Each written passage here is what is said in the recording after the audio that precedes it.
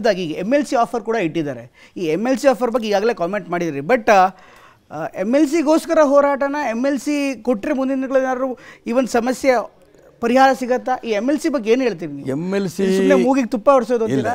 ಮೂಗಿ ತುಪ್ಪ ವರ್ಷದೇ ಯಡಿಯೂರಪ್ಪನ ಕೆಲಸ ನಾನು ನೋಡಿದ್ದೀನಿ, ಇವತ್ತು ಹೊಸದಲ್ಲ. ಟಿಕೆಟ್ ಕೊಡ್ತೀನಿ, ಓಡಾಟ ಮಾಡ್ತೀನಿ ಅಂತ ಒಂದು ಉದಾಹರಣೆ ಕೊಡ್ತಿರೋದಷ್ಟೇ. ಹೆಂಗೆ ಮೋಸ ಮಾಡಿದವರು ಅವ್ರು MLC ಕೊಡ್ತಾರೋ ಬಿಡ್ತಾರೋ. ನಾನು MLCಗೋಸ್ಕರ MP ಹೋರಾಟ ಮಾಡ್ತಿಲ್ಲ, ಹೋರಾಟ ಮಾಡ್ತಿದ್ದೀನಲ್ಲ. ಇದು ಏನು ಇಷ್ಟು ಹೊತ್ತನ ಹೇಳಿದ್ನಲ್ಲ, ಪಕ್ಷ ಪರಿಶುದ್ಧ ಆಗಬೇಕು, ಒಂದು ಕುಟುಂಬದ ಕಪಿಮುಷ್ಟಿಯಿಂದ ಹೊರಗೆ ಬರಬೇಕು, ಹಿಂದುತ್ವಕ್ಕೆ ಎಲ್ಲ ಅನುಕೂಲ ಆಗಬೇಕು. ಇಡೀ ಕರ್ನಾಟಕ ರಾಜ್ಯದ ಎಲ್ಲ ಕಾರ್ಯಕರ್ತರಿಗೆ ಗೌರವದಿಂದ ನಾನು ಕೆಲಸ ಮಾಡ್ತೀನಿ. ನೋವಿಂದ ಕೆಲಸ ಮಾಡ್ತಿದ್ದಾರೆ. ಈ ಪಕ್ಷದಲ್ಲಿದ್ದೀವಿ, ಹಗಲು ರಾತ್ರಿ ಕೆಲಸ ಮಾಡ್ತಿದ್ದೀವಿ, ನಾವು ನೋವಿಂದ ಕೆಲಸ ಮಾಡ್ತಿದ್ದಾರೆ. ಅವ್ರ ನೋವು ನಿವಾರಣೆ ಆಗಬೇಕು ಅನ್ನೋಂಥ ಒಂದೇ ಉದ್ದೇಶದಿಂದ ಚುನಾವಣೆ ಸ್ಪರ್ಧೆ ಮಾಡ್ತೀನಿ, ಯಶಸ್ಸಾಗ್ತೀನಿ, ಪರಿವರ್ತನೆ ಆಗುತ್ತೆ ರಾಜ್ಯದಲ್ಲಿ ಭಾರತೀಯ ಜನತಾ ಪಾರ್ಟಿಯ ಒಂದು ವ್ಯವಸ್ಥೆ ಅಂತ ನಂಬಿದ್ದೀನಿ. ಆ ದಿಕ್ಕಲ್ಲಿ ಯಶಸ್ವಿ ಆಗ್ತೀನಿ. ಸರ್, ರಾಜ್ಯದಲ್ಲಿ ಟಿಕೆಟ್ ಹಂಚಿಕೆಯಲ್ಲಿ ಸಾಕಷ್ಟು ಗೊಂದಲಗಳು ಉಂಟಾಗ್ತಾ ಇದೆ. ಚಿತ್ರದುರ್ಗದಲ್ಲಿ ಗೊಂದಲ ಇದೆ, ತುಮಕೂರಲ್ಲಿ ಗೊಂದಲ ಇದೆ, ಶಿವಮೊಗ್ಗದಲ್ಲಿ ಗೊಂದಲ ಆಗಿದೆ ಆಲ್ರೆಡಿ, ಬೀದರ್ನಲ್ಲಿ ಸಮಸ್ಯೆ ಇದೆ, ಉತ್ತರ ಕನ್ನಡದ ಬಗ್ಗೆ ಇನ್ನಷ್ಟು ಸಾಕಷ್ಟು ಚರ್ಚೆ ಆಗ್ತಾ ಇದೆ. ಯಾರ್ಯಾರು ಹಿಂದುತ್ವದ ಪೋಸ್ಟರ್ ಬಾಯ್ಗಳಾಗಿದ್ದರು, ಹಿಂದುತ್ವದ ಚಾಂಪಿಯನ್ಗಳಾಗಿದ್ದರು, ಹಿಂದುತ್ವದ ಲೀಡರ್ಗಳಾಗಿರ್ಬೋದು, ಕಟೀಲ್ ಇರ್ಬೋದು, CT ರವಿ ಇರ್ಬೋದು, ಪ್ರತಾಪ್ ಸಿಂಹ ಇರ್ಬೋದು, ಈಗ ಅನಂತಕುಮಾರ್ ಹೆಗಡೆ ಅವ್ರ ಬಗ್ಗೆ ಕೂಡ ಒಂದು ಪ್ರಶ್ನಾರ್ಥಕ ಚಿಹ್ನೆ ಇದೆ. ನೀವಿರ್ಬೋದು, ಹಿಂದುತ್ವದ ನಾಯಕರಿಗೆ ಮೂಲೆ ಗುಂಪಾಗ್ತಾ ಇರುವಂಥದ್ದು ಹಿನ್ನೆಲೆಯಲ್ಲಿ BJPಗೆ ಈ ಬಾರಿಯ ಹೊಡೆತ ಬೀಳಲ್ವಾ ಚುನಾವಣೆಯಲ್ಲಿ? ಚುನಾವಣೆಯಲ್ಲಿ ಹೊಡೆತ ಬೀಳಬಾರ್ದು ನನ್ನ ಆಸೆ. ಯಾಕೆ ನಾನೊಬ್ಬ ಸ್ಪರ್ಧೆ ಮಾಡ್ತಿರೋದ್ರಿಂದ ಏನೇನು ತಪ್ಪುಗಳಾಗಿದ್ದಾವೋ ಅದೆಲ್ಲವೂ ಚರ್ಚೆ ಆಗಬೇಕು. ಅದಕ್ಕೋಸ್ಕರ ನಾನು ಸ್ಪರ್ಧೆ ಮಾಡಿದ್ದು. ಇನ್ಯಾವ ಸೀಟು ವ್ಯತ್ಯಾಸ ಆಗಬಾರ್ದು. ನರೇಂದ್ರ ಮೋದಿಗೆ ಅತಿ ಹೆಚ್ಚು ನಂಬರ್ ಬರಬೇಕು. ನಾನು ಗೆದ್ದ ತಕ್ಷಣ ಮೋದಿಗೇ ಕೈ ಎತ್ತೋದು.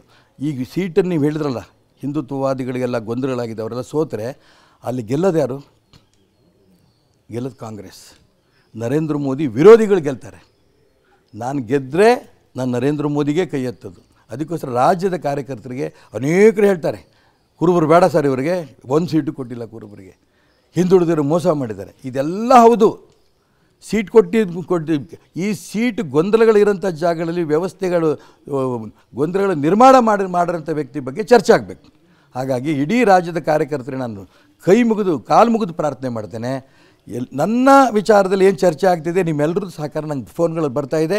ನಿಮ್ಮ ಪರವಾಗಿ ಧ್ವನಿಯಾಗಿ ನಾನು ಕೆಲಸ ಮಾಡ್ತೇನೆ. ಆದರೆ ಉಳಿದ ಎಲ್ಲ ಕ್ಷೇತ್ರದಲ್ಲೂ ಕೂಡ ಭಾರತೀಯ ಜನತಾ ಪಾರ್ಟಿ ಅಭ್ಯರ್ಥಿಗಳನ್ನು ಗೆಲ್ಲಿಸಿ ಅಂತ ಅವರಿಗೆ ನಾನು ಕೈ ಮುಗಿದು ಪ್ರಾರ್ಥನೆ ಮಾಡ್ತೀನಿ. ಸರ್, ಕೊನೆಯದಾಗಿ ಚುನಾವಣೆ ಮುಗಿದ ಮೇಲೆ ಭಾರತೀಯ ಜನತಾ ಪಕ್ಷದ ಬಹುದೊಡ್ಡ ಆಪರೇಷನ್ ನಿರೀಕ್ಷೆ ಮಾಡ್ಬೋದಾ? ಯಾಕೆಂದರೆ ಅನೇಕರು, ನೀವಂತೂ ನೇರವಾಗಿ ಮಾತಾಡ್ತಿದ್ರಿ, ಹಿಂದೆನೂ ಕೂಡ ಬಹಿರಂಗವಾಗಿ ಹೇಳಿಕೆಗಳನ್ನು ಕೊಡ್ತಾ ಇದ್ರಿ, ಈಗಲೂ ಕೂಡ ಅದೇ ರೀತಿಯ ನೇರ ಹೇಳಿಕೆ ಕೊಡ್ತಾ ಇದ್ರಿ. CT ರವಿ ಇದ್ದಾರೆ, ಅದೇ ರೀತಿ ಪ್ರತಾಪ್ ಸಿಂಹ ಅವರಿಗೆ ಅನ್ಯಾಯ ಆಯಿತು ಅಂತೇಳಿ ಅನೇಕರು, ಇನ್ನೂ ಕೂಡ ಯತ್ನಾಳ್ ಅವರು ಕೂಡ ನಿಮ್ಮ ಥರನೇ ಮಾತಾಡ್ತಿದ್ದಾರೆ. ಹೀಗಾಗಿ ಲೋಕಸಭೆ ಚುನಾವಣೆ ಬಳಿಕ ಬಹುದೊಡ್ಡ ಒಂದು ಬೆಳವಣಿಗೆ ಪಕ್ಷದ ಆಂತರಿಕ ವಲಯದಲ್ಲಿ ಆಗುತ್ತಾ? ಆ ಥರ ನಿರೀಕ್ಷೆ ಮಾಡ್ಬೋದಾ? ಆಗಬೇಕು ಅನ್ನೋದಕ್ಕೋಸ್ಕರ ನನ್ನ ಹೋರಾಟ. ನನಗೆಲ್ಲ ನೀವು ಹೆಸರು ಹೇಳಿದವರೆಲ್ಲರೂ ನನ್ನ ಹತ್ರ ಮಾತಾಡಿದ್ದಾರೆ. ನಾನು ಇನ್ನು ಪೂರ್ಣ ವಿವರಕ್ಕೆ ಹೋಗಲ್ಲ.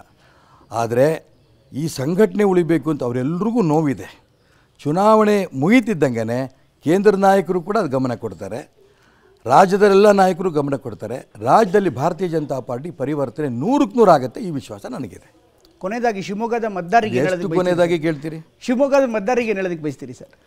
ಶಿವಮೊಗ್ಗ ಲೋಕಸಭಾ ಚುನಾವಣೆಯಲ್ಲಿ ನಿಮ್ಮ ಧ್ವನಿಯಾಗಿ, ಯಾಕಂದರೆ ಹಿಂದುತ್ವದ ಒಂದು ಪ್ರೇರಣೆ ಕೊಟ್ಟಿರೋಂಥ ಜಿಲ್ಲೆ ಶಿವಮೊಗ್ಗ ಜಿಲ್ಲೆ. ಲಕ್ಷ ಕಾರ್ಯಕರ್ತರು ಏನು ಕೆಲಸ ಮಾಡ್ತಿದ್ದಾರೆ, ಹಿಂದುತ್ವದಗೋಸ್ಕರ ಮಾಡ್ತಾರೆ ವಿನಃ ನನಗೂ ಯಡಿಯೂರಪ್ಪನವ್ರಿಗೋಸ್ಕರ ಅಲ್ಲ. ಆ ಹಿಂದುತ್ವದಕ್ಕೋಸ್ಕರ ನಾವು ಹೋರಾಟ ಮಾಡ್ತಾರೆ ಅಂತ ಸಂದರ್ಭದಲ್ಲಿ ನಿಮ್ಮನ್ನು ಕೈ ಮುಗಿದು ಪ್ರಾರ್ಥನೆ ಮಾಡ್ತೇನೆ. ಏನೇನು ಯಡಿಯೂರಪ್ಪನವ್ರ ಆಟ ಆಡ್ತಾರೆ ನಿಮಗೆಲ್ಲರೂ ಗೊತ್ತಿದೆ. ಅದ್ಯಾವುದು ತಲೆಯಲ್ಲಿ ಹಚ್ಕೋಬೇಡಿ. 100ಕ್ಕೆ 100 ನಾನು ಗೆಲ್ತೇನೆ. ನಿಮ್ಮ ಧ್ವನಿಯಾಗಿ ಏನೇನು ಉದ್ದೇಶಕ್ಕೆ ಚುನಾವಣೆ ಸ್ಪರ್ಧೆ ಮಾಡ್ತೀನಿ ಅಂತ ಹೇಳ್ತಾ ಇದ್ದೇನೆ. ನಿಮ್ಮ ಧ್ವನಿನೂ ನನ್ನ ಧ್ವನಿ, ನನ್ನ ಧ್ವನಿನೂ ನಿಮ್ಮ ಧ್ವನಿ. ನಾವೆಲ್ಲರೂ ಸೇರಿ ಕರ್ನಾಟಕ ರಾಜ್ಯದಲ್ಲಿ ಭಾರತೀಯ ಜನತಾ ಪಾರ್ಟಿಯನ್ನು ಪರಿವರ್ತನೆ ಮಾಡೋದಕ್ಕೆ ಯಶಸ್ವಿ ಆಗ್ತೀವಿ. ನಿಮ್ಮೆಲ್ಲರೂ ಸಹಕಾರ ಈ ಲೋಕಸಭಾ ಚುನಾವಣೆಯಲ್ಲಿ ನಾನು ಚುನಾವಣೆ ಸ್ಪರ್ಧೆ ಮಾಡ್ತಾ ಇರೋದು, ಸ್ವತಂತ್ರ ಅಭ್ಯರ್ಥಿಯಾಗಿ ಸ್ಪರ್ಧೆ ಮಾಡ್ತಾರೆ ಅಂತ ಸಂದರ್ಭದಲ್ಲಿ ನೀವೆಲ್ಲರೂ ಕೂಡ ನಂಗೆ ಆಶೀರ್ವಾದ ಮಾಡಿ ಗೆಲ್ಲಿಸ್ಕೊಡ್ಬೇಕು ಅಂತ ಅವ್ರಿಗೆ ಪ್ರಾರ್ಥನೆ ಮಾಡ್ತೇನೆ. ನಮಸ್ಕಾರ. ಇದಿಷ್ಟು ಈಶ್ವರಪ್ಪನವ್ರು ಹೇಳ್ತಾ ಇರುವಂಥ ಮಾತು. ನಿರಂತರ ಸುದ್ದಿಗಾಗಿ ನೋಡ್ತಾ ಇರಿ TV9.